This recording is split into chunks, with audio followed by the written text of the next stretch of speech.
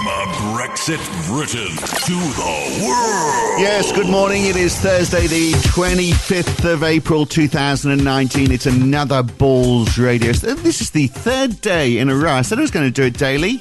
We've done it 3 times. That's not bad. That's sort of as far as my staying power can go. Can we make it to the end of the week? We'll see. But this Thursday, the 25th of April, is the day the Hubble Space Telescope was placed into orbit. On this day in 1990, it is about the same size as a bus. I wonder if it's got Brexit promises written on the side of it. There's only one Hubble Space Telescope, though, unlike a bus, so they don't all come at once. And it's very regular as well. It goes around the Earth every 97 minutes.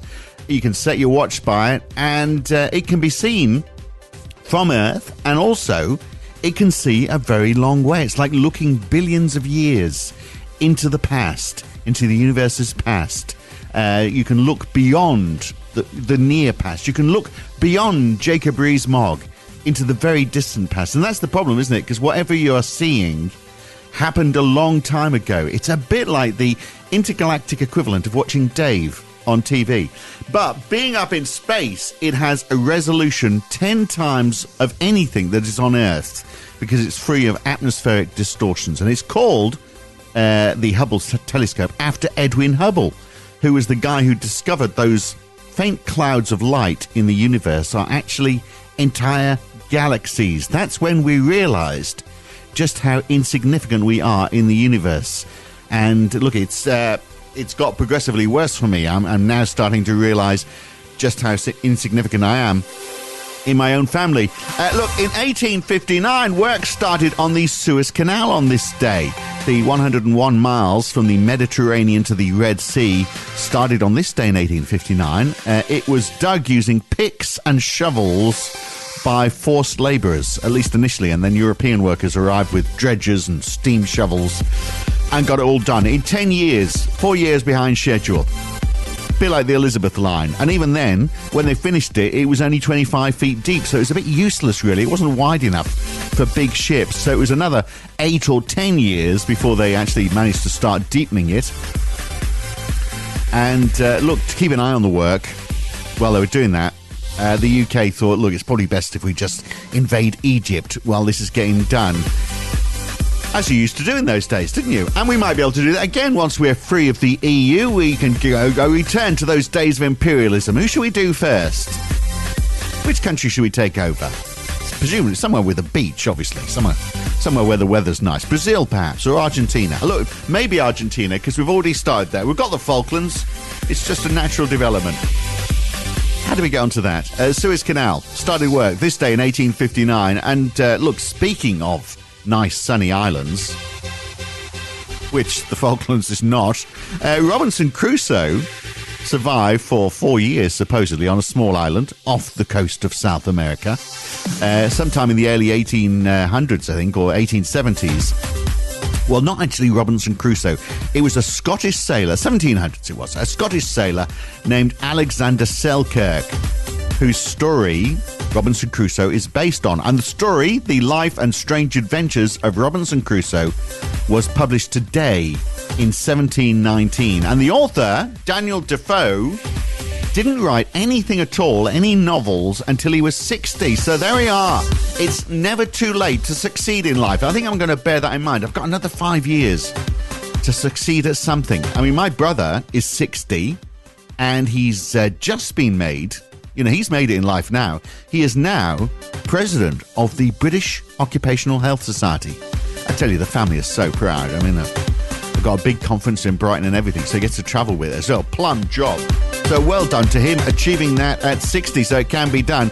So what is in the news today? Well, the merger of Sainsbury and Asda has been blocked. The competition regulator reckons it would make them too big because it would account for £1 in £3 spent on groceries in the UK. And that market power would enable them to push prices up and worsen the experience, they reckon. Worsen it? Worsen Asda? Really? That's going some, isn't it? The boss of Sainsbury's says no, it's going to cut prices because their costs will be cut. And presumably that's, you'd assume that's why they're doing it, to reduce overhead so they can compete against other supermarkets. I think I am with Sainsbury's on this, although it depends on whether there are areas of the country where there's a Sainsbury's, Asda, and nothing else. So you're sort of almost forced to go into one of their supermarkets. But that is fairly easy to resolve. If there's nothing else in an area, then you just force them to sell off one of the two supermarkets they own to a competitor. Problem solved. Sainsbury's has pledged £1 billion of price cuts if the merger went ahead, but the regulator doesn't believe them.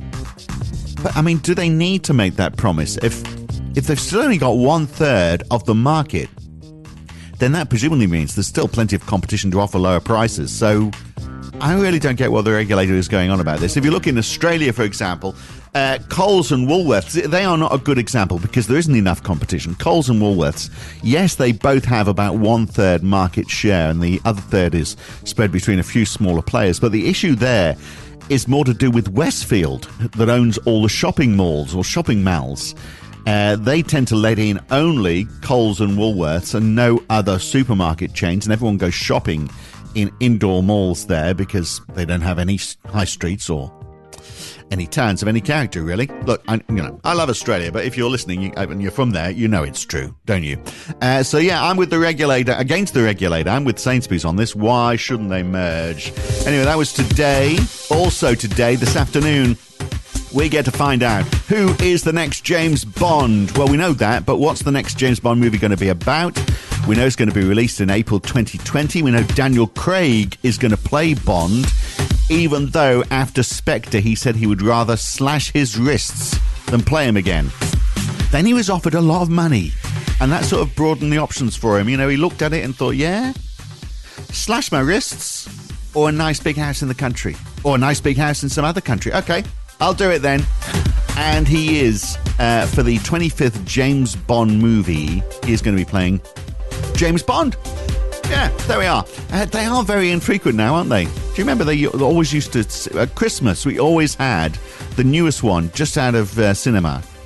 It was on TV for Christmas night. Every year, it seems. So they were churning them out one a year. But it's been years since the last one. So we'll find out today who is going to be in this new one other than Daniel Craig. Who's going to be the villain, for example? Michael Gove? Maybe, do you reckon? I think he could be there trying to rid the world of education. And he could build a time machine to bring Jacob Rees-Mogg into present day. Oh, that's already been done. I don't know how they did it, though. We need the movie to explain. And then maybe Jacob Rees-Mogg could become the leader of the world by pretending that's what we all voted for. Look, this is what... No, I am going to take over the world because it would be an affront to democracy if I didn't become the evil dictator. Anyway, we'll find out at lunchtime today, and then perhaps also the question is going to be, who's going to be the next Bond after that? There are rumours that it's going to be a woman, aren't there? Because, look, we've had a woman Doctor Who, we've got a woman Prime Minister. It sort of makes sense, doesn't it, really? We don't need men anymore. Men, don't slash your wrists. Just slash your ghoulies off, basically. You'll become a woman.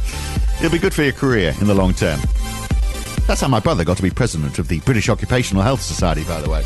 And the final bit of news today is measles. 500,000 children are not getting immunised against them, or they're so far behind in their immunisations, it's useless, and NHS chiefs warn that it is a time bomb. The clock is ticking, and they are blaming scare stories on social media. Data from the World Health Organization showed that in the last 3 months of 2019, sorry, the first 3 months of 2000, we haven't had the last ones, the first 3 months of 2019, the number of measles cases reported worldwide was 300% higher than the same period in 2018. But people are believing what they see on social media, even when it comes to unbelievable sources like this one. This guy in America linking immunization to autism in children. And we've had so many instances, people that worked for me just the other day, 2 years old, 2.5 years old, a child, a beautiful child, went to have the vaccine and came back and a week later got a tremendous fever, got very, very sick, now is autistic. Yeah, and the scary thing is, when Donald Trump was saying that was during the presidential election rounds, he was standing next to Ben Carson, who was a neurosurgeon. he was actually and he didn't say anything about what Donald. He obviously agrees with him. But, you can say any old lie when you're trying to become president. Ben Carson, whatever happened to him? He was in the cabinet, wasn't he? He was part of the team that moved into the White House. I'm not sure if he's still there, but he was actually the first person to successfully separate conjoined twins. And then clearly he moved on to separating the truth from reality. But look, if you are concerned about immunization, if you think it's all a big con, just think about it. Donald Trump agrees with you. That's got to make you think twice, surely. And that is Balls Radio for this Thursday morning. See you tomorrow morning. Balls Radio, the UK. From a Brexit Britain to the world.